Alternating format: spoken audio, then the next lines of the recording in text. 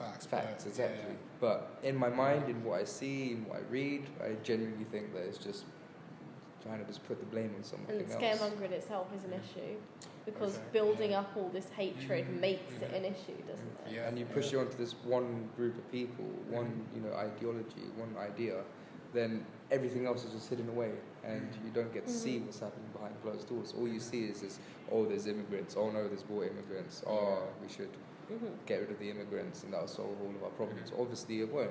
There's so many other issues that the UK has. Getting rid of immigrants is just going to make it worse.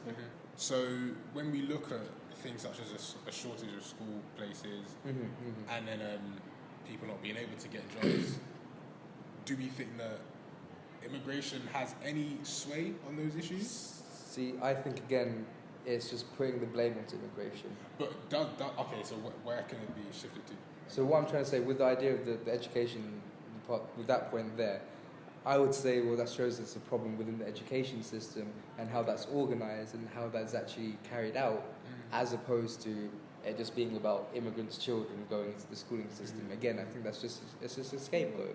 If we were to give the right amount of attention to the education system that it deserves, then I don't see there being any problem. I think we ought to get as many people into that system as needed, if not more.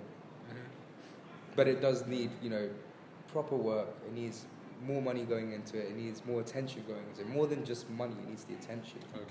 And if you don't have that, then I don't see anything actually getting better just like that. And bringing it back to business and employment as well, businesses do thrive. Certain businesses, I have to specify that, do thrive from having easy access to the EU, easy trade. One key industry that's been affected by this is the car manufacturing, specifically in Wales, because I think it's about 60% of their exports go to the EU from Wales in the car manufacturing. Overall, actually, in the car manufacturing industry specifically, has been hit hard by this. So again, for them, easy trade, free trade between us and the EU is vital too. So in terms of immigration, do there need to be any changes, or do you think it's not about immigration per se, but it's about this specific areas that we believe immigration touches on? Again, I think that immigration is just that scapegoat, no matter how you look at it. So if I have that line of thought, then I don't think that we need to change the immigration policy. If anything, we need to make it more relaxed. But then that will go against the whole conception of what some people have voted for, apparently. So then, that goes, I agree with what you just said, that it's the issues that immigration causes, like the sectors in which it affects. And then that can also be reconciled with your idea of paying more attention to these actual areas to make sure that immigration is not affecting it, and it's inevitably going to affect it, but like there's an equal consideration of British people, migrants, whatever. So I have to play devil's advocate here. So we look at areas outside London, towns such as Grimsby, where people genuinely feel like they're struggling, they feel the squeeze. It's like the losers of globalisation argument. Exactly. And we have to we have to understand that the EU is a fruit of a wider move towards globalisation, and with that comes migration, and these people, I think to a certain extent justifiably feel as if they've been left behind by this system. And there's actually a really interesting graphic which shows that the areas during Thatcher's tenure that had their railway stations taken away were also the areas that had a high proportion of Brexit voters.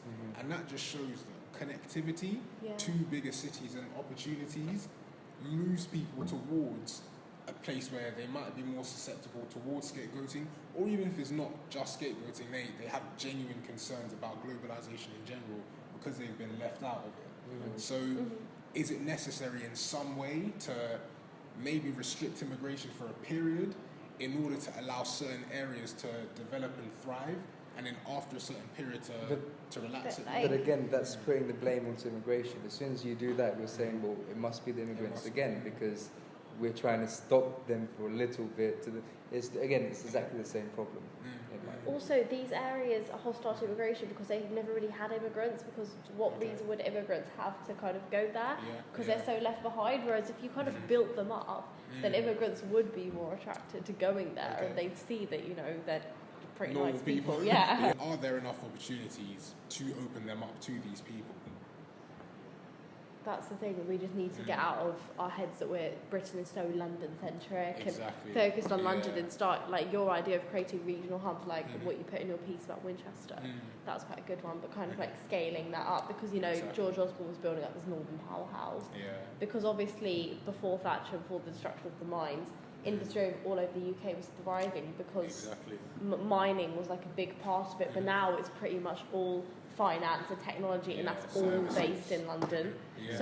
Even if finance technology is the way forward, kind of spread it out. Exactly. And then, So we think that if we are able to develop regions better, it almost does away with it does away with the whole immigration argument, because it creates less people who are willing to bite that bait. Yes, exactly. Okay. Yeah. Okay.